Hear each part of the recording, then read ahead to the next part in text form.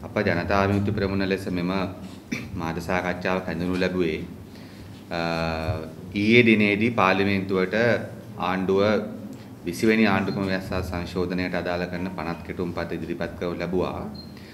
ඒ පිළිබඳව යම් කරුණු කාරණා කීපයක් ජනතා විමුක්ති වශයෙන් ජනතාවට ඉදිරිපත් කිරීම සඳහා තමයි මේ මාධ්‍ය සාකච්ඡාව හැඳවුවේ. දැන් අප දන්නවා මේ 20 වෙනි ආණ්ඩුක්‍රම ව්‍යවස්ථා සංශෝධනය මේක පසුගිය අගෝස්තු මාස 28 වෙනිදා තමයි ගැසට් කරවල. මේ ගැසට් කරාට පස්සේ මේකට සමාජය තුලින් විශාල විවේචනයක් විරෝධයක් ඉදිරිපත් වුණා. අවසානයේ 20 වෙනි සංශෝධනයේ ලියුවේ කවුද කියලා.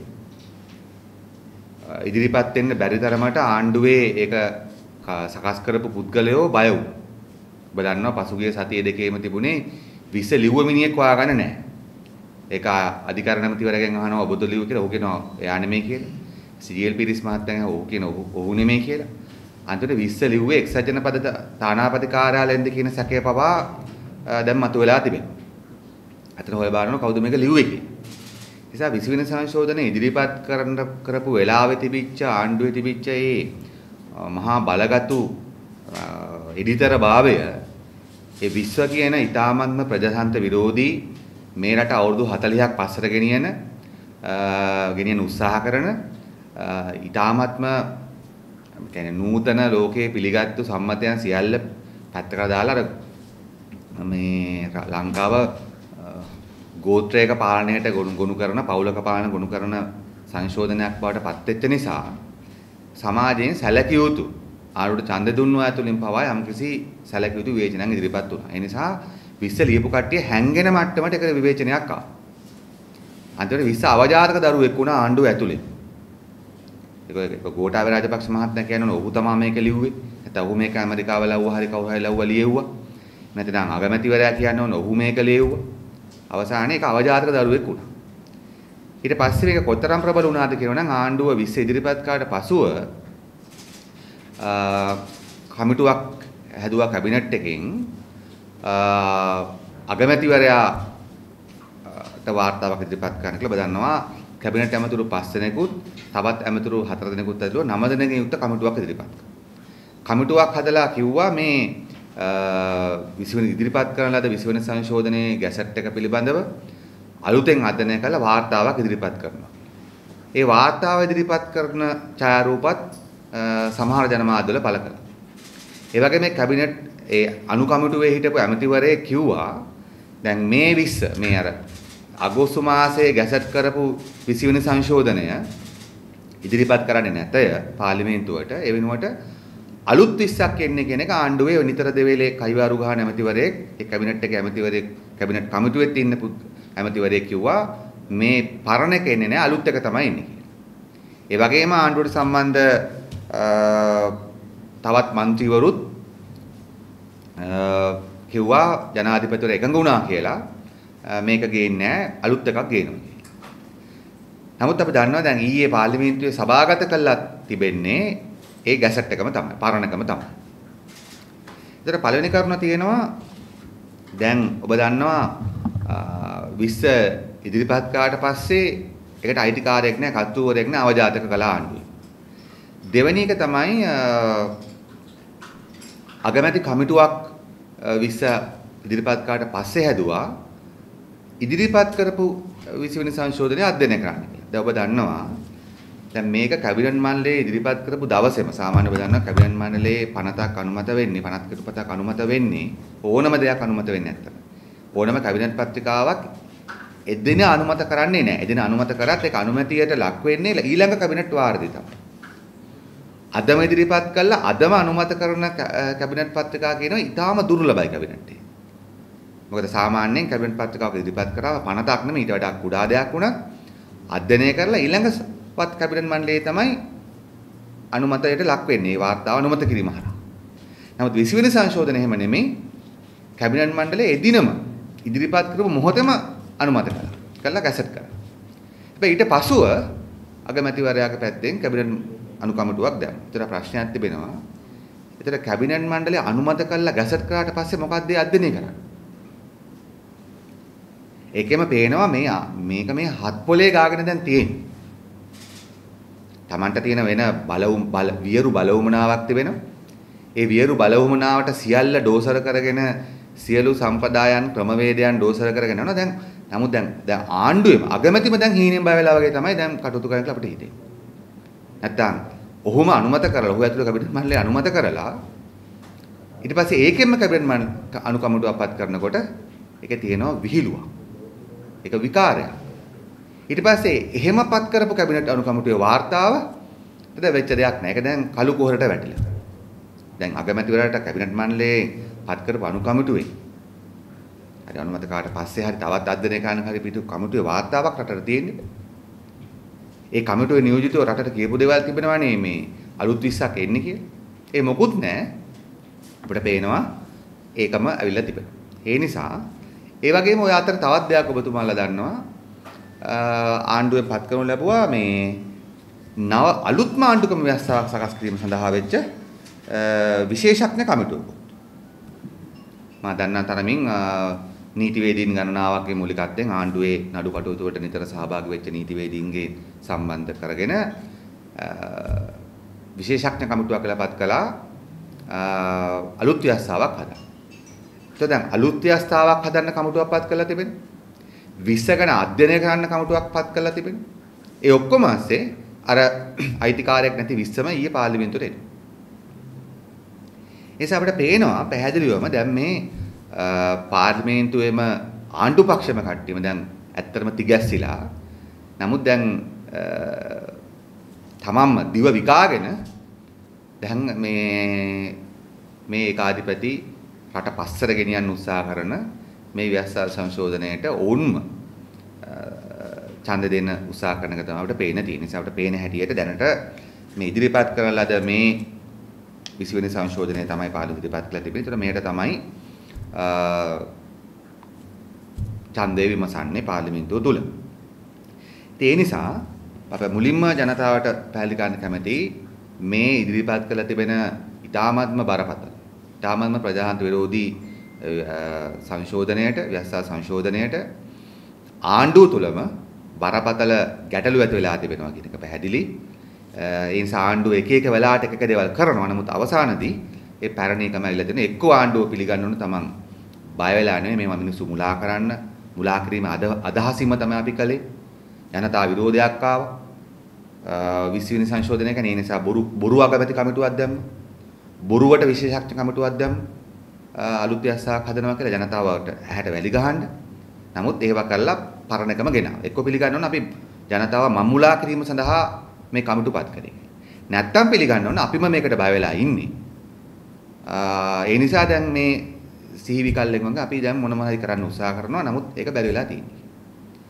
මොකද මෙච්චර විහිළු සහගත තත්යකට ආණ්ඩුක්‍රම ව්‍යවස්ථා සංශෝධනයේදී ආණ්ඩුවක් 3න් 2ක් තියෙන ආණ්ඩුවක් පත් විය යුතු නැහැ. මේක නිකන් ආණ්ඩුවක් නෙමෙයි. 3න් 2ක් තියෙන ආණ්ඩුවක්. ඒ නිසා අපේ ජනතාවගේ හමුවේ තබනවා. ඇයි මේ ආණ්ඩුව ඇතුළෙම මේ විවිධාකාර මේ විකෘතීන් විකාරසහගත හැසිරීම් තර්කානුකූල නොවන හැසිරීම් සහ මේ 20 වෙනි සංශෝධනයේට අයිතිකාරක රීති තත්ත්වයට පත් වෙලා තියෙන අය කෙනෙක් හිතන්නේ. මොකද ඔබ දන්නවා සාමාන්‍යයෙන් ව්‍යවස්ථාවකට අලුත් සංශෝධනයක් ගෙනකොට ඒක ජනතාවාදී නම් ඒක රට ඉස්සරහට ගෙනියනවා නම් ඒක ප්‍රගතිශීලී නම් අයිතිකාරෝ වැඩි වෙනවා. අයිතිකාරෝ වැඩි වෙනවා ව්‍යවස්ථා සංශෝධන. අපි තමයි ලිව්වේ කියලා. සාමාන්‍ය ලියපු නැති කට්ටියත් ඉදිරිපත් වෙනවා. ලකුණු දාගන්න. නමුත් 20 ඒක තමයි දැන් ගෝඨාභය රාජපක්ෂ මහතාගේ බලය ශක්තිමත් කරන්න කියලා. ඉදිරිපත් වෙච්ච කවුරුත් ඉදිරිපත් වෙන්නේ නැහැ. ඒ නිසා අපි ජනතාව මිතුන වශයෙන් පැහැදිලිවම 20 වෙනි සංශෝධනය ඉදිරිපත් කිරීමට කරපු මොහොතේ ඊට සූදානම්ව තිබිච්ච මොහොතේ සිටම අප පැහැදිලි කරලා තිබෙනවා ලංකාවේ මේ ධනේශ්වර මේ පක්ෂ දෙකට රටේ කපටි ආරක්ෂකයෝ කණ්ඩායම් දෙකක් 1948 ඉඳන් රට පාලනය කරනවා එක්සත් ජාතික පක්ෂය සහ ශ්‍රී ලංකා නිදහස් පක්ෂය කියලා. ඒකේ විවිධ වර්ණ ගැන්වීම් වෙනස්ලා තිබුණාට ඒ මූලික කණ්ඩායම් දෙකේ දෙක තමයි විවිධ නම් තියෙන එක කාලවල පොදු ජන පෙරමුණ වෙන්න පුළුවන් නැත්නම් සමග ජන බලවේග වෙන්න පුළුවන්. ඉතින් මේගොල්ලන්ට අපේ රටේ ප්‍රජාතන්ත්‍රවාදය ආරක්ෂා කරන්න බෑ කියන එක 1978 සිට අවුරුදු 40ක් ඔප්පු කරලා තිබෙනවා. ඒ නිසා අපට මේ සම්බන්ධව මේ කිසිදු මේ අමුත්තක් නැහැ මේ මොකද්ද වෙන්න යන්නේ කියන එක සම්බන්ධව මේක 78 ව්‍යවස්ථාවට බැරි වෙච්ච ටික මේ රටේ ඉතුරු වී තිබෙන ප්‍රජාතන්ත්‍රවාදී හේවණල් ඉතුරුලා තිබෙනවා නම් ඒ හේවණල් පවා විනාශ කරන රට පැහැදිලිවම සමාජාතික වශයෙන් පස්සට යන ගෙනියන විශාල සමාජ විනාශයක් ජනතාවට ජීවිත වලින් සහ රටක් වශයෙන් ආර්ථික වශයෙන් දේශපාලන වශයෙන් විශාල වන්දියක් ගෙවන වෙන එකක් තමයි මේ සංශෝධනය. ඒ කියන්නේ අපිට කිසිදු සැකයක් නැහැ. ඒ නිසා අපි මෙයට විරුද්ධව මේ ව්‍යවස්ථා සංශෝධනය වැරදි මේ රට පස්සට ගෙනියන එකක් කියන ස්ථාවරයේ සිට අපි කටයුතු කරගෙන යනවා. දෙවෙනි කරුණ තමයි අපි කියන්න කැමති දැන් අපි දුටුවා ආණ්ඩුවට සම්බන්ධ සමහර ඇමතිවරු සමහර අය රාජපක්ෂ පවුලට සම්බන්ධ ඇමතිවරයෙක් මෑතකදී ප්‍රශ්න කරා මේ 20 වෙනි සංශෝධන විරුද්ධ නම් ඇයි ජනතා විමුක්ති ප්‍රමුණ හෝ එවැනි සංවිධාන සමහර ඒවා ඇයි උසාවිය යන්නේ නැත්තේ කියලා. අධිකරණයට යන්නේ නැත්තේ කියන ප්‍රශ්නේ ඉදිරිපත් කළා තිබෙනවා. අපේ සමහර මාධ්‍ය වේදිනුත් අහලා තියෙනවා. අහලවා මේ ඇයි එහෙනම් උසාවිය යන්නේ නැත්තේ. දැන් උසාවියට ගියාම උසාවිය මොකද්ද බලන්නේ මේ සංශෝධනය. දැන් මේක හොරකමක් අල්ලන වගේ එකක් නෙමෙයි. දැන් හොරකමක් වුණාම නම් අපිට තර්ක විතර්ක කරලා සාක්ෂි ඉදිරිපත් කරලා එතකොට හොරකමක් සම්බන්ධ උසාවිය බලන්නේ හොරකම කළාද නැද්ද තියෙන සාක්ෂි කරුණු අනුව. නමුත් ව්‍යවස්ථා සංශෝධනයක බලන්නේ උසාවිය ඒක හරිද වැරදිද කියලා නෙමෙයි. ව්‍යවස්ථා සංශෝධනයකදී උසාවිය අධිකරණය බලන්නේ ඒක සම්මත කර ගැනීම සඳහා පාර්ලිමේන්තුවේ සරල බහුතරය ප්‍රමාණවත්ද? නැත්නම් 3/2ක් අවශ්‍යද? නැත්නම් ජනමත විචාරණයක් අවශ්‍ය. ඔච්චරයි බලන්නේ. ව්‍යවස්ථා සංශෝධන වලදී බලන්නේ ඒක හරිද වැරදිද කියලා නෙමෙයි අධිකරණය. අධිකරණය බලන්නේ දැනට තිබෙන ව්‍යවස්ථාවේ ප්‍රතිපාදන අනුව එය සම්මත කර ගැනීමට 113 ප්‍රමාණවත්ද 150 අවශ්‍ය වෙනවද නැත්නම් ජනමත විචාරණයකට යා යුතුද කියලා. ඒ නිසා ජනතා මිත්‍රතුන් වශයෙන් අපි දකින දේ තමයි මේක 18 වෙනි සංශෝධනයේ වශයෙන් මීට කලින් ඉදිරිපත් වෙච්ච ව්‍යවස්ථා සංශෝධනය තමයි 90ක් පමණ තිබෙන්නේ. ඊට වඩා ඒකාධිපති ලක්ෂණත් යම් ප්‍රමාණයකට තිබෙනවා. දේශපාලන වශයෙන් එකතු කරලා බැලුවාම මොකද 3/2 බලයක් පෞලක පාලනයක් වගේ කරුණු එකතු වෙලා තියෙන නිසා දේශපාලන වශයෙන් නැතිනම් ඇත්තටම මේක 18 වෙනි සංශෝධනය තමයි හරයාත්මකව 19 වෙනි මේ 90ක්ම පමණ. ඉතින් 18 වෙනි සංශෝධනය සම්බන්ධව අපි දන්නවා අධිකරණයේ දීපු තීන්දුවක් තිබෙනවා. 18 වෙනි සංශෝධනය පාර්ලිමේන්තුව 3/2 සම්මත කරගත්ත එක. නිසා දැන් අධිකරණයට ගිහිල්ලා ඇත්තටම විමසන්න තිබෙන කරුණු ප්‍රමාණය ඉතා අඩුයි. මොකද අධිකරණයට මේකේ හොඳ නරක කියන්න බෑ. අධිකරණයට එහෙම බලයක් දීලා නැහැ. ඒ නිසා අපි දකින දේ තමයි මෙතන දේශපාලන වශයෙන් තමයි මේ ප්‍රශ්නේ අපි ගන්නෙ. අධිකරණයට විසඳන්න තියෙන තාක්ෂණික කරුණක්. සමහර අධිකරණය කිව්වොත් 18 වෙනි සංශෝධනයේ 3/2 සම්මත වෙච්ච නිසා මෙයත් 3/2ම ප්‍රමාණවත් කියලා ඊට පස්සේ ආණ්ඩුව තවත් ඒ අධිකරණ තීන්දුවත් ආණ්ඩුවට සම්බන්ධ පෞද්ගලික සහ රාජ්‍ය ජනමාධ්‍ය වලින් විශාල ජයග්‍රහණයක් ලෙස වාර්තා කරමින් තමයි ඔවුන් උසාවියට පාර්ලිමේන්තුවට යන්නේ ඊට පස්සේ. ඒ නිසා ජනතා මිත්‍ර වශයෙන් අපි මේ ප්‍රශ්නේ මොකද දේශපාලන වශයෙන් බේරාගත යුතු ප්‍රශ්න දේශපාලන ඒ තුල බේර ගන්න ඕන. අධිකරණය හරහා බේරගත යුතු ප්‍රශ්න අධිකරණය හරහා. අපි හිතනවා මේකේ වැඩි ප්‍රශ්නේ තියෙන්නේ සමාජය සහ දේශපාලන වශයෙන් ජනතාව සමග. 20 වෙනි සංශෝධන රට ඉස්සරහට ගෙනියනවාද පස්සට ගෙනියනවාද? ඒක අධිකරණයේ භූමිකාවක් නෙමෙයි. ඒ නිසා අපි කියන්නේ එකයි අධිකරණයට ගිහලා බේර ගන්න දෙයක් මේක නැති තරම් සුළු ප්‍රමාණයක් තිබුණා. ඒ නිසා ජනතා මිත්‍ර වශයෙන් අපේ ස්ථාවරය තමයි මෙය රටේ ඉතුරු වී තිබෙන ප්‍රජාතන්ත්‍රවාදයේ හේවණල්ලත් ඉවර කරනවා. මෙය රට සමාජාතික වශයෙන් ඉතුරු වී තිබෙන හේවණල්ලත් කුඩුපට්ටම් කරනවා. ඒ කියන්නේ සකක් නැහැ. ඒ දේශපාලන ප්‍රශ්නයක්. ඒක ජනතාව තීරණය කළ යුතු ප්‍රශ්නයක්. ඒක උසාවියේ විනිශ්චයකරුවන් තීරණය කළ යුතු ප්‍රශ්නයක් නෙමෙයි. ඒ නිසා ජයිප වශයෙන් මේ තිබෙන අඩුපාඩුකම් සම්බන්ධව අපිට අදහසක් සාපි ජනමත ඉදිරිපත් කළ තිබෙන බය ඇත්ත. නමුත් ඒ නිසා අපි හිතන්නේ මේක මේ මොහොතේ පාර්ලිමේන්තුව තුළ පරාජයටපත් කර ගැනීමට දරන උත්සාහය වගේම ඊට වඩා අත්තටම ඒක බැරි වුණත් ඉදිරියේදී මේක රට තුළ දේශපාලන වශයෙන් පරාජය කළ යුතු වෙනවා. ඒ වෙනුවෙන් ජයිප කටයුතු කරනවා. ඒ නිසා පාර්ලිමේන්තු උසාවිය යන්නේ නැත්තේ ඇයි කියන එක සම්බන්ධව අපි හිතන්නේ ආණ්ඩුවට 3/2 බලයක් ලබා දුන්නට පස්සේ ඇත්තටම පාර්ලිමේන්තුව මැරෙනවා. අපේ රටේ ව්‍යවස්ථාවයට අනුව 3/2 බලයක් පාර්ලිමේන්තුව යම්කිසි පක්ෂයකට ලැබුණාට පස්සේ පාර්ලිමේන්තුව මැරෙනවා ඇත්තට. අපි මීට කලින් මේක කියනවා පාර්ලිමේන්තුවේ නීති සම්පාදනය. පක්ෂ විපක්ෂ අතර සංවාදයක්. අපේ රටේ 3/2 බලය ලැබුණාට පස්සේ පාර්ලිමේන්තුව සහ මුලින්ම ව්‍යුහය වෙනස් කරන්න පුළුවන් රටේ ඕනම දෙයක් සම්බන්ධ. ඊටාම සුළු කරුණු ප්‍රමාණයක් විතරයි ඉතුරු වෙන ජනමත විචාරණය. එම නිසා පාර්ලිමේන්තු නීති සම්පාදනයේ දැන් සංවාදයක් නැහැ. දැනුත් ඔබ දන්න 113 තියෙන නීති හදන්නේ කවුද? අප ඇත්ත කතාව කිව්වොත් පාර්ලිමේන්තුවෙන් නීති හදනවා කිව්වට නීති හදන්නේ කවුද?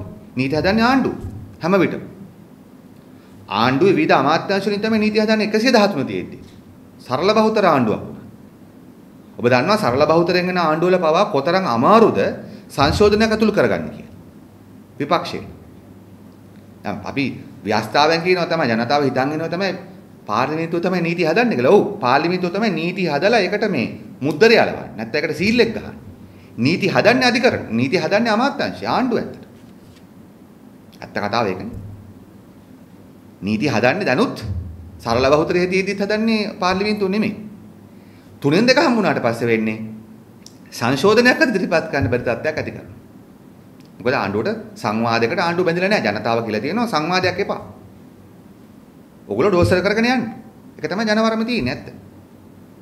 නිසා පාර්ලිමේන්තුව මැරිලා තියෙන්නේ. දැන් පාර්ලිමේන්තුව ඉතුරුලා තිබෙන්නේ අර සාකච්ඡා සභාවක් විදියට. සංවාද සභාවක් විදියට මොකක් හරි ඉතුරු වෙච්ච කොටස පමණයි.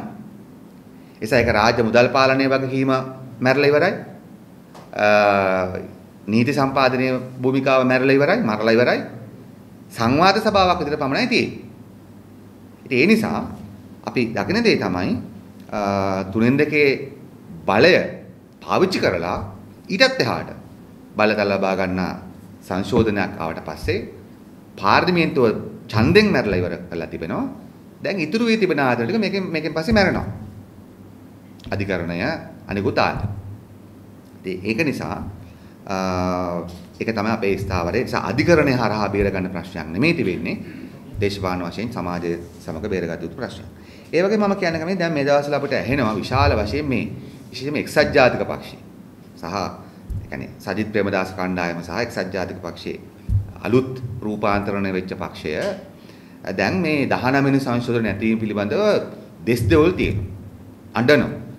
සෝබිත හාමුදුරන්ගේ පිළිමකාවට ගිහිල්ලා විවිධාකාර ප්‍රතිඥා දෙනවා. අපි මේ සම්බන්ධව ජනතාවට කරුණු කීපයක් කියව යුතුයි කියලා හිතුවා. මොකද මේ අය ප්‍රජාතන්ත්‍රවාදයේ කපටි ආරක්ෂක පිරිසක්. ඔබ දන්නවා 2015 ජනවරමක් ලැබුණා විධායක ජනාධිපතිවරයා හවුස් කරා. ඒක කිසිවක් වෙන කිසිවක් නෙමෙයි. රාජපක්ෂවරුන්ගේ දුර්දාන්ත පාලනයෙන් බැටකාපු ජනතාව 2015 ඉතාම අමාරුයි. රාජපක්ෂලාගේ කළු සල්ලි බලයට යට නොවි, රාජපක්ෂලාට සම්බන්ධ කළු මාධ්‍ය බලයට යට නොවි 2015 ජනමරමක් ලබා දුන්නා. එක්සත් ජාතික පක්ෂයට. එහි රනිල් වික්‍රමසිංහ පමණක් නෙමෙයි ඔය සජිත් ප්‍රේමදාස මහතාත් හිටියා. මෛත්‍රීපාල සිරිසේන මහතාත් හිටියා. නමුත් අපි දහන දේ තමයි ඒ 19 වෙනි සංශෝධනය පවා ඔය පළවෙනි මාහ දෙක තුන ඇතුළත සම්මත කරගත්තේ විශාල අරගලයකට පස්සේ. නමුත් 19 වෙනි සංශෝධනයේ ක්‍රියාවට නැගීම විවිධාකාර මට්ටමින් එක්සත් ජාතික පක්ෂයේම අයත් ඒ වගේම මෛත්‍රීපාල සිරිසේන ජනාධිපතිවරයාත් විශාල වශයෙන් ඒක හැල්ලු කරා බිඳ දැමුව සමහර තැන්වල. ඒ වෙච්ච අඩුපාඩුකම් තමයි අද රාජපක්ෂ පොදුජන පෙරමුණු පක්ෂ විසින් ජනතාවට පෙන්වන්නේ මෙන්න මෙහෙමයි මේවයි වැරදි උනේ මෙන්න මේවා තමයි අඩුපාඩුකම් උනේ ඒ නිසා මේක බෑ කියලා. ඒ නිසා දහන ප්‍රජාතන්ත්‍රවාදයේ රකින්න ආපු ඒ එක්සත් ජාතික පෙරමුණු ආණ්ඩුව ඒකට එරෙහිව කටයුතු කරපු නිසා තමයි ඇත්තටම අද මේ පොදුජන පෙරමුණට පුළුවන් වෙලා තිබෙන්නේ ඒ වෙච්ච අඩුපාඩුකම් කුඩා දේ ලොකු කරලා පෙන්වීමට සමත් කැමරා ඒගොල්ලන් ගොඩක් තියෙනවා ඒවත් පාවිච්චි කරලා 19 වැඩක් නැහැ කියන ජනමතයක් ඇති කරලා තියෙනවා. ඒක ඡන්දර කලින්ම ඇති කරා. ඡන්ද තුලත් ඇති වුණා දැනුත් ඒක තියෙනවා. ඒ නිසා මේ 19 වෙනි සංශෝධනයෙන් ඇතිවෙච්ච ප්‍රජාතන්ත්‍රවාදී මොන හරි ප්‍රතිසංස්කරණ ප්‍රමාණය විනාශ කිරීමට ඒවා පාවා දීමට දායක වෙච්ච පිරිස තමයි මෛත්‍රීපාල සිරිසේන මහතාත් ඒ වගේම රනිල් වික්‍රමසිංහ මහතාත් ඒ වගේම සජිත් ප්‍රේමදාස මහතාට අද ඉන්න ඔය සමග ජන බලවේගයේ කණ්ඩායම. මම ඔබට නිශ්චිත උදාහරණයක් කියන්නම්. දැන් ඔක්කොටම පස්සේ අපි දන්නවා 2018 ඔක්තෝබර් මාසයේ මේ මහින්ද රාජපක්ෂ මහතා නීති විරෝධී ලෙස අගමැති කිරීම කරුණු වලින් පස්සේ විධායක ජනාධිපති ක්‍රමයේ තියෙන නපුර පිළිබඳව රටටම නවතවතාවක් දරුණාට පස්සේ විශාල සංවාදයක් නැවත ඇති වුණා විධායක ජනාධිපතිතුමා හවුස් කරන්න. මම මේ කියන්නේ 2018 ඔක්තෝබරයෙන් පස්සේ. අපි දැනගන්න කැමති ඒ වෙලාවේදී දැන් විධායක ජනාධිපතිතුරේට නැති බලතල පාවිච්චි කළා මෛත්‍රීපාල සිරිසේන මහතා ආණ්ඩු විරෝධී කුමන්ත්‍රණයක් ජනාධිපති ලෙස කරලා ඒක උසාවියෙන් පෙරදිලා තිබියදී අපි දැනගන්න කැමති දැන් මේ අද සෝබිත හාමුදුරන්ගේ පිළිම වහන්සේ ළඟට ගිහිල්ලා කිඹුල් කඳුළු හෙලන දෙස් දෙවල තියෙන මේ කණ්ඩායම මොනවද කරේ කියලා. ඔවුන් උත්සාහයක් ගත්තද මේ විධායක ජනාධිපති හවුස් කරන්න. ඒ වෙලාවේ ඕන හැටි කරගන්න තිබුණා. මොකද රාජපක්ෂවරු කුමන්ත්‍රණකාරීව බලය අල්ලන්න ගිහිල්ලා පෙරදිලා රටම නැවත අවදි වෙලා මේ ජනාධිපති ධූරයේ තියෙන අඩුපාඩුකම් පිළිබඳව භයානක තත්ත්වය පිළිබඳව ජන මතයක් තිබුණා මේක හවුස් කළ යුතුයි කියලා. මොකද්ද කළේ රනිල් වික්‍රමසිංහලා? මොකද්ද කළේ සජිත් ප්‍රේමදාස? ඔවුන් විධායක ජනාධිපති හවුස් ගන්න කිසිවක් කළේ නැහැ. ඔබ දන්නවා මෛත්‍රීපාල සිරිසේන මහතා අවසාන මොහොතේදී මම හිතන මාස 2019 මාස කිහිපයකට පෙර හදිසි කැබිනට් පත්‍රිකාවක් දැම්මා විධායක ජනාධිපති හවුස් කරා. 20 වෙනි සංශෝධනය කියන්නේ මොකද 20 වෙනි සංශෝධනයක් අපි ජවිප වශයෙන් පාර්ලිමේන්තුවට පෞද්ගලික මන්ත්‍රී පනතක් වශයෙන් ගේන සිද්ධ වුණේ ඇයි ජවිපෙට? අපේ ස්ථාවරය හරි පැහැදිලි. අපිට කල හැකි අපි හැමදේම කළා තිබෙනවා. අපි පෞද්ගලික මන්ත්‍රී පනතක් ගන්න තිබෙන පාර්ලිමේන්තුවට මේ විධායක ජනාධිපති හවුස් කරා. අවසානයේ රනිල් වික්‍රමසිංහ මහතා ජනාධිපති වෙන්න හොරගල්ලා හොල්ලා මෛත්‍රීපාල සිරිසේන දෙවෙනි පාර ජනාධිපති වෙන්න හොරගල්ලා හොල්ලා බැරි වුණාට පස්සේ ඔබ දන්නවා අවසාන මොහොතේදී කැබිනට් පත්‍රිකාවක් ගෙනාවා කැබිනට් මණ්ඩලය රැස් කරා විධායක ජනාධිපති හවුස් කිරීම සඳහා පමණක්. ඒ වෙලාවේදී මේ සජිත් ප්‍රේමදාස කණ්ඩායම කොහොමද කටයුතු කළේ? ඔවුන් සහ මුලින්ම කැබිනට් රැස්වීම මහ විශාල උද්ඝෝෂණ කරලා විශාල එතන තර්ජන ගර්ජන දාලා මම දැන් කැබිනට් එක රැස්ුන්නේ නැහැ මට මතක විදිහට. විශාල කාලකෝට්ටියක් කළා මේ වෙලාවේ මේක බෑ අපි ජනාධිපති වෙනවා කියලා තමයි හිටියේ. ඒ නිසා ඒ වෙලාවේ සජිත් ප්‍රේමදාස මහත්තයලා හිටියේ මේ 19 රකින්න පැත්තේවත් මේ රටට අහිත කරලා දෙන අවිධායක ජනාධිපති හවුස් කිරීම පැත්තේවත් නෙමෙයි. ඒ වෙලාවේ අපි මොකද අපි පැහැදිලි කියනවා මෛත්‍රීපාල සිරිසේන මහතාට දෙවෙනි වතාව ඉල්ලන්න බැරි බහු තේරුම් ගන්න හිටියේ. රනිල් වික්‍රමසිංහ මහතාට දෙවෙනි වතාවට ඉල්ලන්න නාම යෝජනා එක්සත් ජාතික පක්ෂය නොලබන බව ඔහු තේරුම් ගන්න හිටියා. මහින්ද රාජපක්ෂ මහතා කුමන්ත්‍රණකාරීව බලය අල්ලන්න ගිහිල්ලා සවුත්තු වෙලා ඔහුත් Tamanට බලය නැවත ඉල්ල ගන්න බලය ලබා ගන්න බැරි බව දැනගෙන හිටියේ. කොහොමද උඩ ව්‍යවස්ථාවේ බාධාවක් තියෙනවා තුන්වෙනි වතාව ඉල්ලන්න. මේ ඔක්කොම තියෙන වෙලාවක පාර්ලිමේන්තුවේ අඩු ගන්න මේට උත්සාහ කළ හැකිව තිබුණා සජිත් ප්‍රේමදාස ඇතුළු කණ්ඩායම ඒ වෙලාවේ තමන්ගේ ජනපති සිහින පැත්තක තියලා ඒ වෙලාවේ විධායක ජනාධිපති හවුස් කරන්න ඒ කැබිනට් මණ්ඩලයට ගඟුණා. මම මේ කියන්නේ. නමුත් අද ඒවා ඔක්කොම පැත්තක දාලා අද ඇවිල්ලා ජනතාව ඉස්සරහා පෙන්눔 කරමින් ඉන්නවා මොකද්ද තමන් ප්‍රජාතන්ත්‍රවාදයේ බරපතල ආරක්ෂකයන්නේ කියලා අර සෝබිත හාමුදුරන්ගේ ප්‍රතිමාව ළඟටම ගිහිල්ලා. ඒ නිසා මම මේ අපි ජනතාවන්ත වශයෙන් මේ කරුණු ප්‍රමාණය මතු කරේ අපේ රටේ ජනතාවට අපි පිළිගත යුතුයි අපේ රටේ මේ පාලක කල්ලි දෙකට එක්සත් ජාතික පක්ෂයට සහ පොදු ජන පෙරමුණ කියන කල්ලි දෙකට මේ පක්ෂ දෙකට ඇත්තටම අපේ රටේ ප්‍රජාතන්ත්‍රවාදය ආරක්ෂා කරන්න ප්‍රජාතන්ත්‍රවාදය වර්ධනය කරන්න ඉස්සරහට ගෙනියන්නත් බැහැ කියන. ඒ නිසා 1978 මේ ව්‍යවස්ථාව අලුත් ව්‍යවස්ථාව ගෙනාවු මොහොතේ සිටම ඔබ දන්නා අපේ රටේ විශාල ජනතාව වර්ග 40ක් මහන්සි වුණා මේ ඒකාධිපති ව්‍යවස්ථාවෙන් මිදෙන්න. ඔබ දන්නා 1989න් පස්සේ හැම ජනාධිපතිවරයෙක්ම පොරොන්දු වෙන සිද්ධ වුණා වුන්ට. උන් අකමැත්තෙන් උනත් පොරොන්දු වෙන සිද්ධ වුණා මේක අවශ්‍ය කරනවා කියලා. නමුත් 2015 දී මෛත්‍රීපාල සිරිසේනලාගේ රනිල් වික්‍රමසිංහලාගේ දේශපාලන ජනවරම පාවා දීමේ ප්‍රතිඵලයක් විදියට අද වෙලා තියෙන දේ තමයි මිනිස්සු අවුරුදු 40ක් එපා කියපු ඒකාධිපති ව්‍යවස්ථාවම නැවත සලු පිළිගන්නලා ඊටත් වඩා බලගතු ඒකාධිපති ක්‍රමයකට යන්න අවශ්‍ය කරන පාර කපනවා. ඉතින් පාර කැපිලා තියෙනවා දැනට.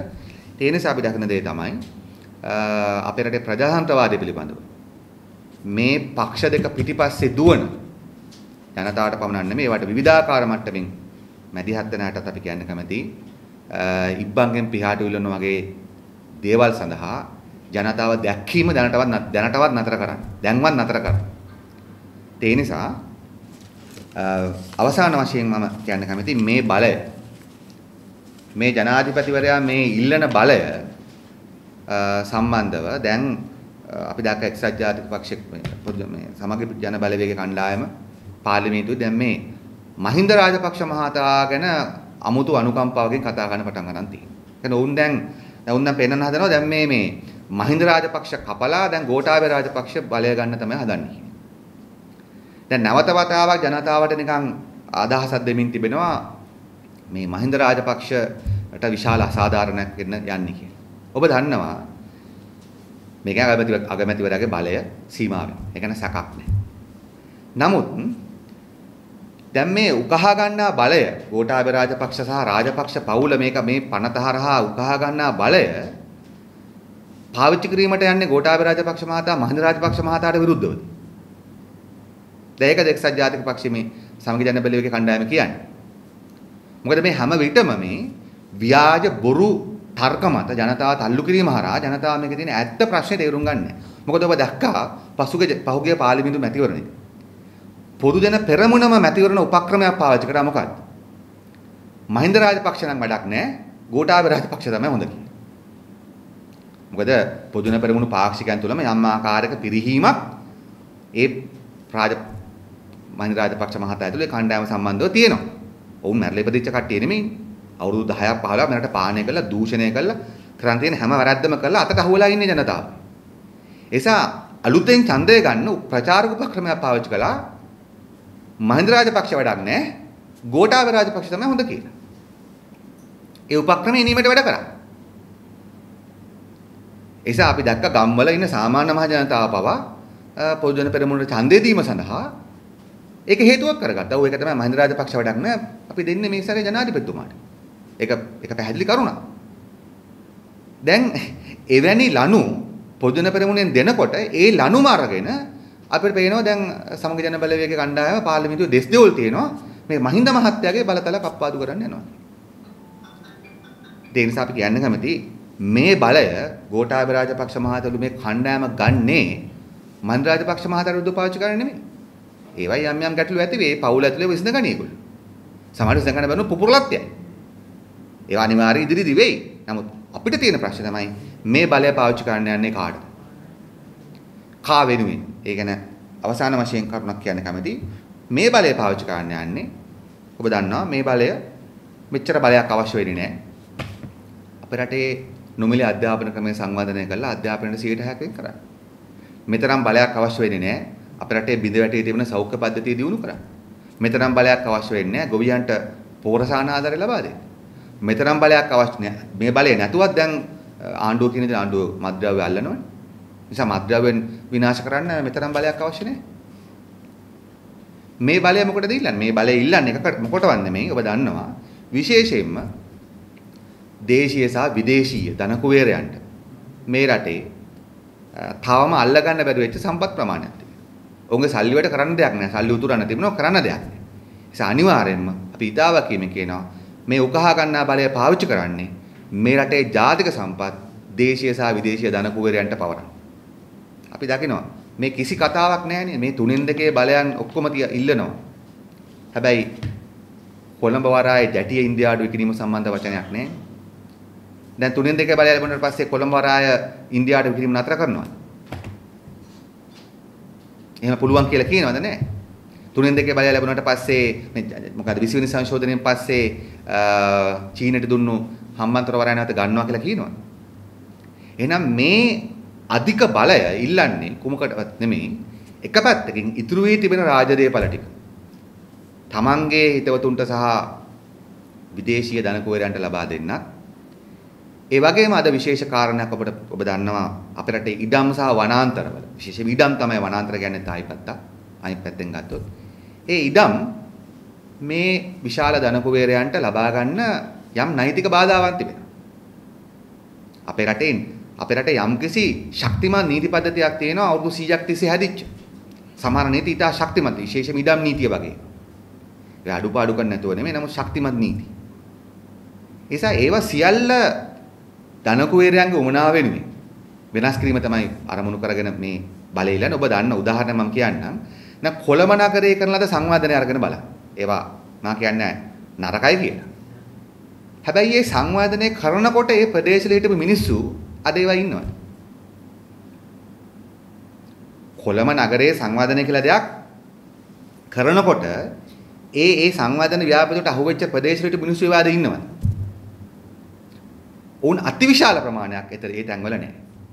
ඒ හිටපු මිනිස්සු අයින් වෙලා ඒවා ලස්සනට මල් පිපිච්ච තැන් බවට පත් වෙලා තියෙන බව ඇත්ත. නමුත් ඒවා ඔක්කොම විශාල දේශීය සහ විදේශීය ධනකුවේරයන්ගේ දේපල බවට තමයි පත් වෙලා තියෙන අවසානයේදී. ඒසයි ඇත්තටම දැන් කොළඹ මෑන්හටන් එකක් වෙන්න යන්නේ. නිව්යෝක් වල මෑන්හටන් වගේ එකක් තමයි කරගෙන යන්නේ. ඒකට බලය අවශ්‍යයි. ඒකට මිනිස්සු පන්නන්න අවශ්‍යයි වේගෙ. ඒක 2010 15 හමුදාව දාලා කරා. දැන් හමුදාව එකපාරටම දාන්න අමාරුයි. දැන් ඉන්ස්ටකට බලය අවශ්‍යයි. ඒස අපි කියන්නේ මේ බලය ඉල්ලන්නේ රට ශක්තිමත් කරන්න නෙමෙයි.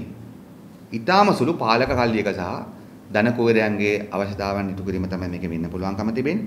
ඒ නිසා ඊට පස්සේ ඒකට එරෙහිව නැගී සිටින ජනතාව සහ ජනමාධ්‍ය මර්ධනය සඳහා මේක පාර කැපේවි. ඒ නිසා 20 වෙනි සංශෝධනය ඊට පැහැදිලිව අපි කියන්න කැමති අපේ රට පස්සට ගෙනියන.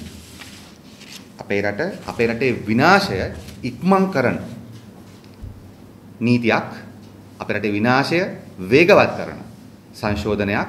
නිසා පරාජයටපත් කිරීම වෙනුවෙන් අපි මේ මොහොතේත් කටයුතු කරනවා. මේ මොහොතේක පරාජයටපත් කරන්න බැරි වුණත් පාර්ලිමේන්තුවේදී මේ පරාජය කළ යුතු වෙනවා. අපේ රට ඉදිරියට ගලවාගෙන යන්න නම්, ගලවගෙන ඉස්සරහට ගෙනියන්න නම් ඒ නිසා ජනතාව මිතුරු වශයෙන් මේ මොහොතේ ඉදිරියේදී රටේ ප්‍රජාතන්ත්‍රවාදයත් ඒ වගේම රට මේ කපටි ආරක්ෂකයන්ගෙන් ගලවගෙන, මේ කපටි ආරක්ෂක කල්ලි දෙකෙන් ගලවගෙන රට ඉදිරියට ගෙන යාම වෙනුවෙන් ජයිත වශයෙන් අපි අපේ මැදිහත් වීම කරන බව පැහැදිලි කරමින් අපේ මූලික අදහස් දැක්වීම අවසන් කරනවා. ඔබට යම් කිසි ප්‍රශ්න තිබෙනවා නම් අහන්න අවස්ථාව ගන්න කියලා ඉල්ලා සිටිනවා.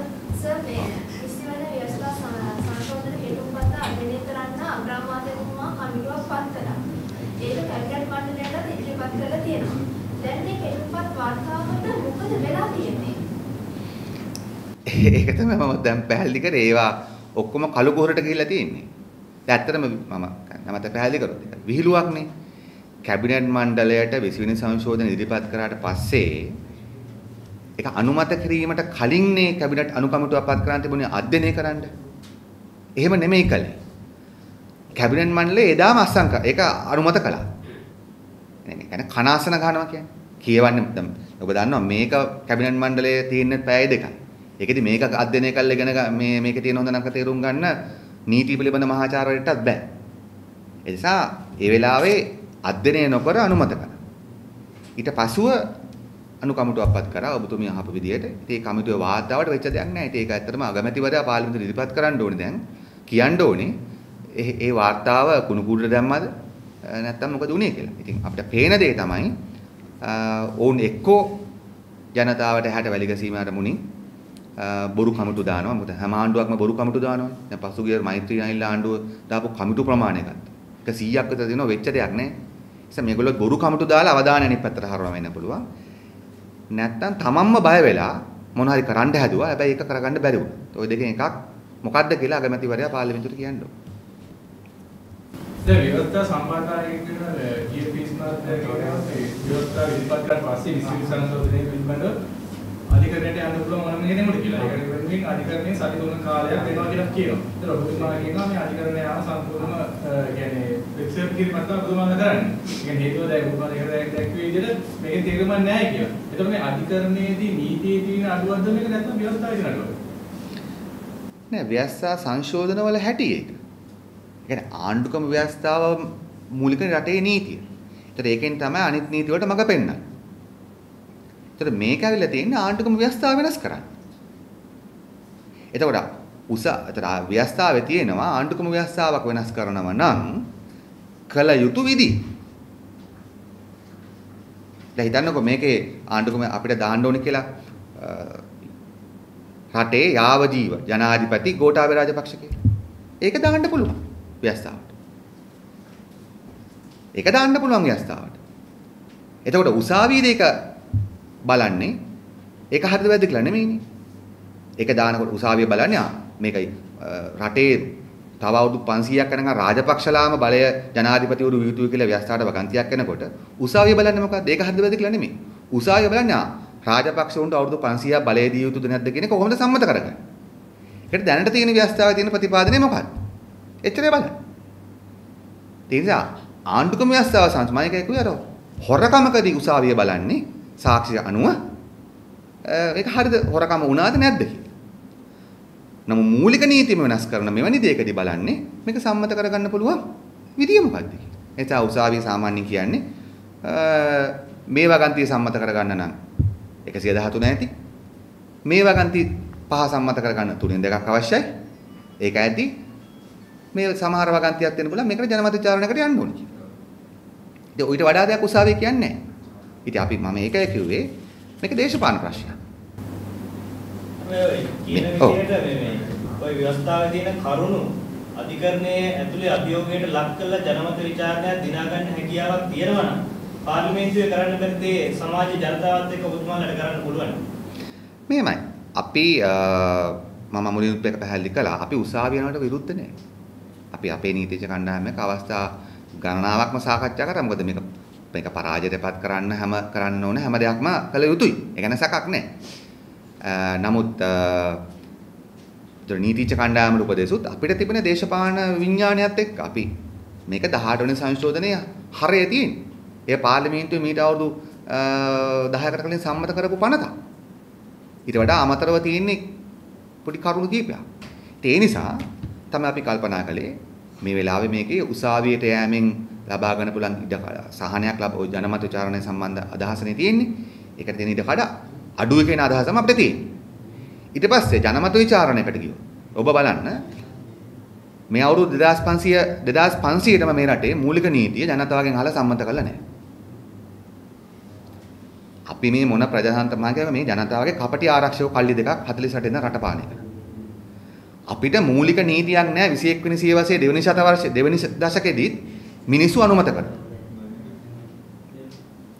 එතකොට අපි දැන් මේ ඊටාම මූලික නීතිය අපි හදන්නේ නැතුව ජනමත විචාරණයකට ගිහිල්ලා ඒකේ ජනාධිපතිවරයාට අධික බලතල ලැබෙන කෑල්ල විතරක් ජනමත විචාරණයෙන් අනුමත කරගන්න සිදුුණු මොකද වෙන්නේ?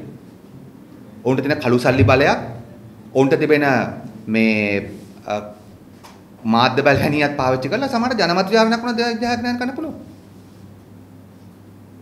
ඒතර වෙන දේ තමයි රටේ මූලික නීතිය සම්මතලා නැහැ ජනතාවගේ. හැබැයි මේ ඊටාම යක්ෂ නීතිය මේ යක්ෂ ලියවිල්ල කළු සල්ලි බලයත් තමට තියෙන දේශපාලන බලයත් ඔක්කොම පාවිච්චි දිනාගත්තොත් මොකද වෙන්නේ? මූලික ව්‍යවස්ථාවට වඩා ලොකු වෙනවා ජනතාවගෙන් ඡන්දෙන් දිනපු මේක. අපිට මේ යක්ෂ නීතියට ජනතාවගේ අස්සන ආරම්භ දෙන්න අවශ්‍යතාවයක් නැහැ. පැහැදිලිව. එහෙනම් ඊට වඩා හොඳයි අර විශේෂඥ කමිටුවෙන් හදනවා කියන අලුත් ව්‍යවස්ථාව. ඒක මොකක් වුණා? එහෙනම් ඒක ජනමත දානකට දාන්නම වෙනවා. ඒකට උසාවියන එක වෙනම කතාවක්. නිසා මේ අපි දේශපාලනය කළ යුතු නැහැ. ආණ්ඩුවට මේ පුල් ටෝස් දාලා දෙන්න ඕනේ නැහැ. ඉතින් ඒකයි මම කිව්වේ මේ අර දේශපාලන මැනීමක් එක අපි මේ වෙලාවේ අධිකරණයට යාම පිළිබඳ අපි ඒකට විරුද්ධ නැහැ. ඕන කෙනෙක්ට යන්න පුළුවන්. ඒ උත්සාහ කිරීම සම්බන්ධ අපිට විරුද්ධයි. අපි ඉන්න ස්ථාවරේ ඒක. මේ වෙලාව අධිකරණය හරහා මේක බේර ගන්න කටයුත්තක් නැහැ. අවසානයේ දැන් මේ 20ට මොකද වෙන්නේ? ඒක ඉතින් බලා ගන්න වෙන්නේ පාර්ලිමේන්තුව තුළ මේ ඡන්ද විමසීමත් එක්ක. නමුත් අපිට පේනවා දැන් ආණ්ඩුව තුළම යම් විකට විරෝධතා තියෙනවා. සමහර අය මේකේ තියෙන පොඩි පතුරු වලට විරුද්ධව ඉන්නවනේ. මේකේ ද්විත්ව පුරවැසිභාවය වැරදි. ඊට පස්සේ මේකේ සමහර ඒවා වැරදි. එහෙම තියෙනවා.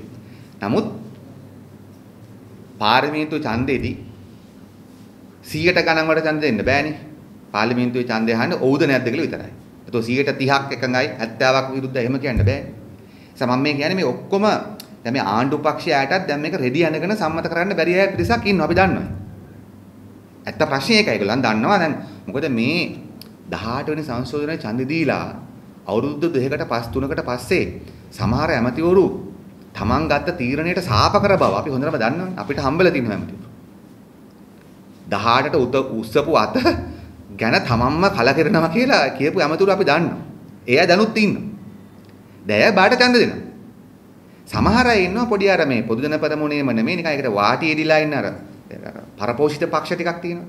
වල්ගෙලිච්ච ටීම් එකට දැන් පොඩ්ඩක් අමාරුයි මේක මේ එක පාරටම නිකන් මේකට දන ගහන කියලා පෙන්නන්නේ. ඒ නිසා ඒගොල්ලෝ නිකන් අර පොඩි හේතු කියනවා. ඔය මම කියක දිද්ද පොරොසි භාවය වෙන වෙන කතා. නමුත් අපිට පේන හැටියට ඔය ඔක්කොමලා රාජපක්ෂවරුන්ට බයයි. රාජපක්ෂවරුන්ට බයයි. ඒ නිසා ඔක්කොම ඡන්ද දෙයි. මේ ඡන්ද දුන්නම 150 හම්බෙන්නේ.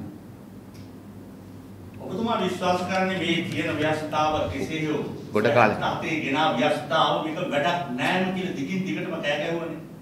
මේක වෙනස් කළ අලුත් ව්‍යවස්ථාවක් ඕනෑයි කියලා ඔබ හිතනවා. මම හිතන්නේ මම තරම් නෙමෙයි මේ මුළු රටම හිතනවා ඒක. අපේ රට ජනවරම් ගොඩක් හම්බලා තියෙනවනේ. ඉතින් 78න් පස්සේ අලුත් ව්‍යවස්ථාවක් අවශ්‍යයි කියලා. ඒ නිසා අපිත් හිතනවා මේ ව්‍යවස්ථාව රටේ කියන්නේ රට අස්ථාවර කළානේ තිබෙන්නේ. නමුත් දැන් මෙන්න මේක. ඒ කියන්නේ දැන් ඔය හැම දෙයක්ම මේ ඊටාම වංචනික අරමුණු වලට පාවිච්චි කිරීම. විශේෂයෙන්ම දැන් මේ තියෙන මේ දේශපාලනයේ තියෙන තත්ත්වයක්, මජර තත්ත්වයක් ඒකටම ගැලපෙන ලෙස කරනා වූ ඒ ඉදිරිපත් කරන කලාවත් විසින් නව ව්‍යවස්ථාවක් අවශ්‍යයි කියන හේතුවම යොදා ගන්නවා මේ වගේ යක්ෂ ව්‍යවස්ථා සංශෝධන ගේන්න. දැන් නව ව්‍යවස්ථා ඒ කියන්නේ මිනිසු කියන වෙනසක් අවශ්‍යයි. මේකත් ඉතින් වෙනසක් තමයි. නේ? මිනිසු කියන අරාජිකත්වයේ හොඳ නැහැ. ඉතින් මිනිස්සු ඒ නිසා ඒකාධිපතිත්වයේ කියනවා. හරි. ඒ කියන්නේ මේ පාලක කල්ලි දක්ෂයි මිනිසුන්ගේ ප්‍රශ්නේ ගසා ගන්න. ගසා කාලා මිනිස්සුන්ගේ කැමැත්ත අරන් දෙනවා උන්ට ගැති ජනමාධ්‍ය හරහා. දැන් ඇත්තට මේ අර මේක තියෙන්නේ මේ අර කැමැත්තෙන් යටත් වීමක් නේ ජනතාව තුළ. ජනතාව කැමැත්තෙන් යටත් වෙනවා මේ. ඒ කැමැත්තෙන් යටත් වෙන්නේ ජන මතය සකස් කරනවා කැමැත්තෙන් යටත් වෙන්න පුළුවන් වෙන විදියට. අපි දැන් මේ විනාඩි දැන් 40ක් කතා කරලා තියෙනවා. මේ 40න් මිනිසුන්ට කොච්චරද යන්නේ? ඒතර ඔවුන්ගේ තිබෙන ඒ දැවැන්ත ආණ්ඩුව සතුව තිබෙන දැවැන්ත මාධ්‍ය ශක්තියත් මේ යක්ෂා ගමනයට විශාල භූමිකාවක් කරලා ජනතාවම හිතනවා මේ අපිව පරිස්සම් කරන්න අපේ රට පරිස්සම් කරන්න හදන දෙයක් කියලා. ඉතින් ජනතාවට මේකෙන් ගුටි කන්න වෙනකොට තමන්ගේ ඉඩම් වලින් තමන්ව පළවා හරිනකොට තමන්ගේ පාරම්පරික තමන්ගේ ගේසරා තියෙන වනාන්තර මම දැක්ක මේ ළඟදී ට්විටර් එකේ දාලා තියෙනවා තමන්ගේ ගේසරා තියෙන අවුරුදු පුංචි ගානන්දී තිබෙන තිසාව විසරහා තියෙන කැලේ කපනවා. දැන් ආණ්ඩුවේ දේශපාලන හැකන ආණ්ඩුවේ ලොකු ලේකම්වරු ඉන්නවා. කැකිරාව පැත්තේ කැලයක් කපාගෙන අඹ වගාවල් දාන. ඉතින් ඒ නිසා දැන් ජනතාවට මේක 19න් මේක 20න් වෙනවා කියලා තේරෙන්නේ නැහැ. ජනතාවට මේ පරිප්පුව එන්නේ තමන්ගේ ජීවිත වලින්, ඉඩම් වලින්, අයිතිවාසිකම් වලින්. ඉතින් නමුත් අපි එකක් කියන්න ඕනේ. ඉතින් ජනතාවනේ අවසාන බලය. ජනතාව තමයි බලය. ඉතින් ඔවුන් 7 ඉඳලා 10 වෙනකන් අර කසිකබල් ටෙලිනාට්‍ය ටික බලලා හොඳට කාලා බුදියගෙන ඊට පස්සේ උදේට නැගිටලා හොඳ රටක් බලාපොරොත්තු වෙනවා. ඒ වෙන්නේ නැහැ. ජනතාවගේ අයිතිවාසිකම් පරිස්සම් කළ හැක්කේ ජනතාවටම පමණයි. අපට කරන්න පුළුවන් දේ තමයි ටෝච් එකක් ගහලා පෙන්නන්න පුළුවන් මෙන්න මේකෙන් ඔබේ අයිතිවාසිකම වැරදි මේ නැති වෙන්න යනවා කියලා. අපිට කරන්න පුළුවන් ඒකනේ. අපි කියන්නේ ඒක. මේකෙන් ඔබේ අයිතිවාසිකම නැති වෙන්න යනවා. ඔබේ දරුවාට අනාගතේ නැති වෙන්න යනවා. ඔබේ රට විනාශ වෙන්න යනවා. ඒ හැරෙන්න ජනතාවට අවශ්‍යලාට තමයි මේක පරිස්සම් කරගන්න වෙන්නේ. හොඳයි. හැබැයි මේ කෝටි දහසක් රජයෙන් වියදම් කරනවා. ඊට වැඩි ප්‍රමාණයක් තව මේ අපේක්ෂිත වියදම් කළා මේ ජනාධිපති කියන ධූරය ස්ථාපිත කරන රටේ. හැබැයි මේ තන්ත්‍ර අපිට ඕනද? මේ තරම් මුදල් වියදම් කරලා එතුමාට බලයකුත් නැත්තම් මේක කරගෙන යන්න මොකටද මේ ධූරය පවත්වාගෙන යන්නේ රටේ? මේක අයින් කරොත් හොඳ නැහැ. අයින් කරොත් හොඳයි. නමුත් ඔක අනිත් පැත්ත ඔබතුමා මතු කරත් මේ සල්ලි වියදම් කරන නිසා ගොඩක් බලය ගොඩක් දෙන්න ඕන කියලා නේ මුලින් ප්‍රශ්න ඉදිරිපත් කළේ. දැන් ඊට පස්සේ ප්‍රශ්න ඉවර කළේ මේක ඕනේ නැද්ද කියලා. විධායක ජනාධිපති ධූරය ඕනේ නැහැ. ප්‍රශ්නේ පටන් ගත්තේ එහෙම නෙමෙයි. ආණ්ඩුවම දාන අර මේ මිනිසුන් ගොනාට අඳන තර්ක. ඒ කියන්නේ සල්ලි ගොඩක් වෙදන් කරන නිසා බලය ගොඩක් තියෙනවා. කොහෙද යන්නේ එහෙම තර්ක තියෙන්නේ? දැන් සල්ලි ගොඩක් තියෙන නිසා කෑම ගොඩක් වන්න ඕන. ඒක ලෙඩ වෙනවා. එහෙම එකක් නැහැ. සල්ලි ගොඩක් වේදම් කරන්නේ නැතුව ඡන්ද කරන්න පුළුවන් ක්‍රමවේද හදන්න පුළුවන්. නේද? එහෙමනේ ඒක තියෙන්නේ. සල්ලි ගොඩක් වේදම් කරනකොට ඡන්ද කරන්න කොහොමද? ඒකනේ බලන්න ඕනේ. සල්ලි ගොඩක් කරන නිසා රටේ ජනාධිපතිවරයා වශයෙන් පත් වෙච්ච මිනිහා ඒකාධිපතියක් කරන්න ඕනේ නැහැ. අනිත් එක බලතල නැතිවීම නිසා මොකද රට වෙලා තියෙන ප්‍රශ්නේ? ඔබ දන්නවා මෛත්‍රීපාල සහ රනිල් වික්‍රමසිංහ ආණ්ඩුව අතර ගැටුම ආවේ මේ 19 වෙනි සංශෝධනය නිසා නෙමෙයි. අද ඊට වැරදි මතයක් 19 වෙනි සංශෝධනයේ තියෙන සමහර තාක්ෂණික අඩුපාඩුකම් නැතුව නෙමෙයි. නේ? නමුත් මෛත්‍රීපාල සහ රනිල් වික්‍රමසිංහ මහත්තුරු දෙන්න හැප්පුණේ 19 ප්‍රශ්න නිසාද? 19 ප්‍රශ්න නිසා නෙවෙයි. දෙන්නම මෛත්‍රීපාල සිරිසේනට කම දෙනවා දෙවෙනි පාර ජනාධිපතිකම වෙනවා. ඒකට තමයි මුළු ගේමම ගහුවේ දිනපු දවස් ඉඳලා. රනිල් වික්‍රමසිංහට ඕනකම තිබුණා මෛත්‍රීපාලගෙන් ඒක අහෝසි කරන්නේ නැතුව මෛත්‍රීපාලගෙන් පස්සේ ඒ පුටුවට මෙහා පණි. දෙයකට බිරිලා තිනෝ 19 ප්‍රජාතන්ත්‍රවාදී ඔක්කොම. ඒක තමයි දැන් මේ රාජපක්ෂවරු පාවිච්චි කරන්නේ. ඒකෙන් වෙච්ච අරාජිකත්වයක් තියෙනවා. ඒ අරාජිකත්වය නිසා දැන් අපිට හොඳ දැඩි පාලකයෙක් ඕන කියලා. දැඩි පාලක අපිට ඉඳලා තියෙනවා. 78 සිට නේද? ජේ.ආර්. ජයවර්ධන දැඩි පාලකයෙක්. රට කරකපුවක් කළ ඉවර කරේ. ජේ.ආර්. ගියේ රට කනත්තක් කළා. නේද? දැඩි පාල 6න් 5ක් තිබ්බා මීටත් වඩා තිබ්බා. එයාම පොත ලියාගත්තා. ඉතින් ඒ නිසා සල්ලි ගොඩක් වියදම් කරන්න නැතුව ඡන්ද කරන ක්‍රමයක් හොයාගන්න පුළුවන් එකක්. ඒ වුණා අපේ ජනතා මිතුරට ඒ සම්බන්ධ උපදෙස් දෙන්න පුළුවන් එහෙම අවශ්‍ය අයට. අරක තර්කයක් වශයෙන් වැඩි. සල්ලි ගොඩක් වියදම් කරන නිසා බලය ගොඩක් දෙන්න ඕනෙත් නෑ. ඒ වගේම අපේ රටේදී නම් ඔප්පු කරලා ඉවරයිනේ ජනාධිපති ක්‍රමය අසාර්ථකයි කියලා රට පාලනය කරන්න බෑ කියලා. අනික ව්‍යවස්ථා සංශෝධනක ඔබතුමාලාට අපි තේරුම් ගන්න ඕනේ තමයි ව්‍යවස්ථා සංශෝධනයක් අනිවාර්යයෙන්ම විශාල මහජන සංවාදකින් පමණක්ම කළ යුතුයි. නැත්තම් ඒක පවත්වා ගන්න බෑ. ඒ නිසා ඒක තමයි කියන්නේ. නෑ ඔබතුමා එතෙන්දී කිව්ව කාරණෙත් එක එක නෑ. ඔය ඡන්දෙට වීදම් කිරීම පමණක් නෙමෙයි ඒක පත් කරගන්න විතරයි ඒ මුදල. අවුරුදු 5ක් නඩත්තු කරන්නේ ඒ තනතුර කොච්චර සල්ලි ගන්නවද? ආරක්ෂක සේනාව කොතරම් වටකරකට තින්නේ. ඒ නිසා මම අහන්නේ මේ තනතුරෙන් ඇති වැඩක් නෑ. වැඩක් කරන්න බැරි නම් ඒකෙන් වැඩකුත් නෑ. එහෙමනම් ඒක ඉවත් කරන්න වහම කටයුතු කරන්න කියන එකයි මම මේ අහන්නේ. ඔය ජනතාව තීන්දුව කරන්න ඕනේ. දැන් ඔය අඩු කරා නේද පහුගිය කාලේ වේදම්? ඔබතුමා දැන් වැඩි කරනවා කියලා කියන්නේ? ටික අඩු කරේ ඔබතුමා කියන දැන් ඉන්න තනතුරට බොහොම පොඩි මුදලක් යන්නේ ඔබතුමා එහෙම තමයි.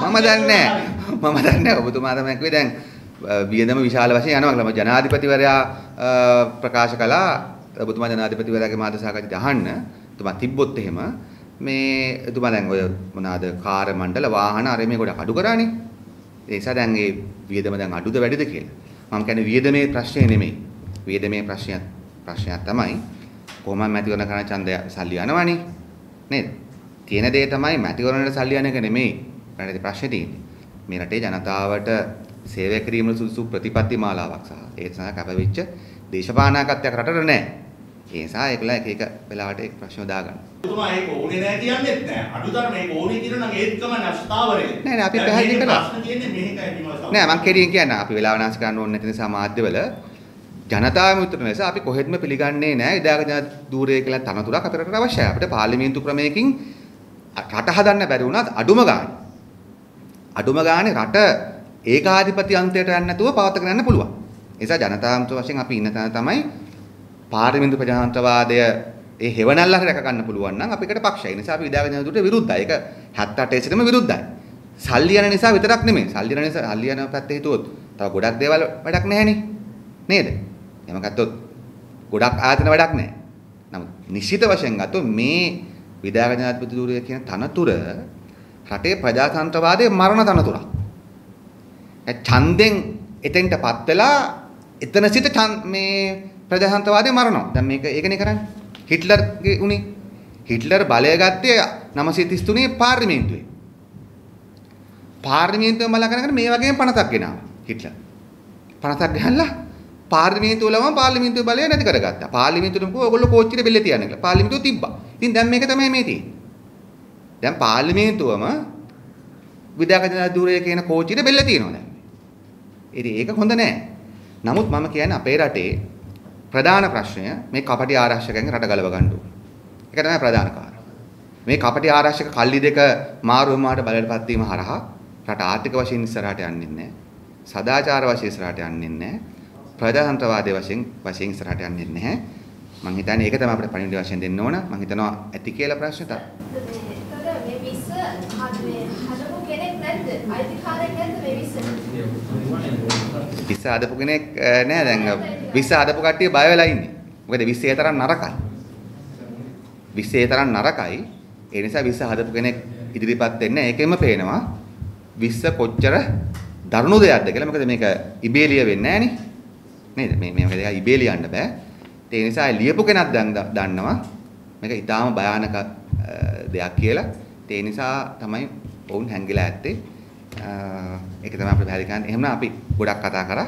ඔබ සියලුනාටම බොහොම ස්තුතියි. දැන් ඔබතුමා කිව්වා කපටි ආරක්ෂක කල්ලි දෙකක් මේ රට කනවා විනාශ කරනවා කියලා. ඉතින් දැන් මේක බේරගන්න ඔබතුමාලා ගත්ත ජනතාව ඔබතුමාලා පත් කරන්නෙත් නැහැ. දෙයියනේ අපි බේරගන්න මොනවා හරි වැඩක් කරන්න බෑ දැන්.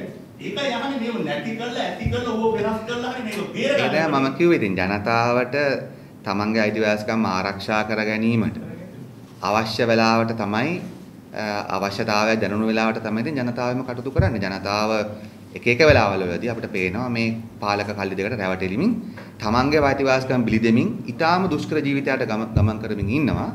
ඉතින් ජනතාවගේ වශයෙන් අපි අපේ භූමිකාව අතාරින්නේ නැහැ. අපි ජනතාවට මම එකයි කිව්වේ හැම වෙලාවෙම ජනතාව වෙනුවෙන් අපේ ඉදිරිපත් වීම කැපවීම තිබෙනවා. හැබැයි ඒක ජනතාව විසින් තේරුම් ගන්න ඕන. ඉතින් මම ඒකයි කිව්වේ අර මේ ජනතාවට අවශ්‍ය වෙලාවට තමයි ජනතාවට අයිතිවාසිකම් ආරක්ෂා කරගන්න වෙන්නේ. අපිට ඒක ආරක්ෂා කර දීමට බෑ. අපිට කියන්න පුළුවන් ඔබේ අයිතිවාසිකම් එක විනාශ වෙනවා. ඔබට විශාල හානියක් වෙන්න යනවා කියලා. ඒ නිසා අපි ජනතාවටත් කියන්නේ අර ආශ්‍රය ගියාට පස්සේ ස්ථාලේ වහලා වැඩක් නැහැ. ඊට කලිනුයි කළ යුත්තේ කියලා. බොහොම ස්තුතියි මම.